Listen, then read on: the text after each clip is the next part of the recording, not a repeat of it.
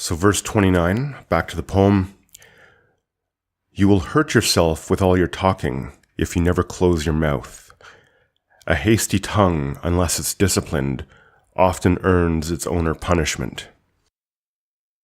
So I think this actually continued part of the previous thread. It's something to do with moderation of speech. Don't run your mouth, even if you're knowledgeable and you know what you're talking about. I mean, I think anyone can be dragged into a long argument with someone and get just dragged into the mud and, slinging words at each other, where the solution might just be to step back and maybe get yourself out of that situation and not talk your way into, earning yourself some punishment, right? For sure.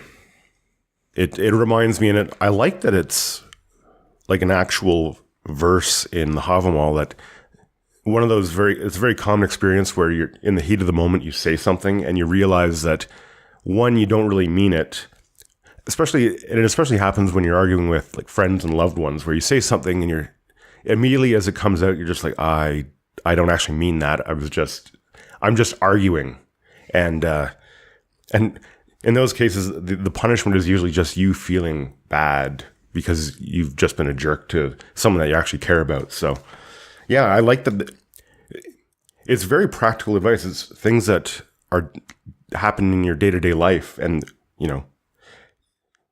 the All-Father has deemed it worthy enough to put in his advice to how to live your life. So exactly. It's definitely helpful for me to see these sorts of ideas in so many different places, right? I mean, the use of the word discipline here, I mean, that's obviously that's a conscious choice, first of all, of the people who originally wrote this. We're going with the idea that it was Odin, but, also keeping it real though. But I think it's also a conscious choice of the translator. We have to keep that in mind.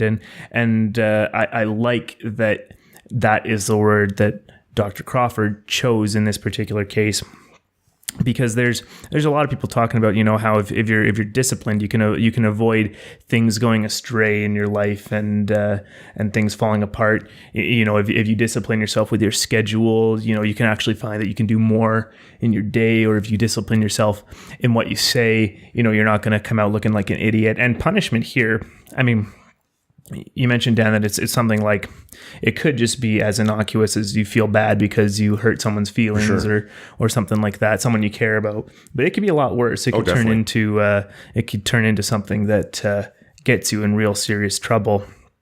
And if you discipline yourself against that, that's going to be it's going to go better for you. And so it's nice to see here ideas that are talked about in all sorts of different places. Other books of wisdom, we could say, who emphasize discipline. And it's also right here in the Havamal, 1,000 years old book of wisdom from Odin. So just reinforces that these are good ideas, I think. Definitely. Yeah. If a lot of people are saying it sort of around the world without sort of that cross-contamination, as it were, it's probably good advice. Yeah, and for those of you who don't necessarily know, we're referencing specifically Jocko Willink, a very good podcaster and author who one of his phrases is discipline equals freedom, and that's just something to look into and check out. Definitely. Yeah, the Jocko Willink podcast. It's fantastic.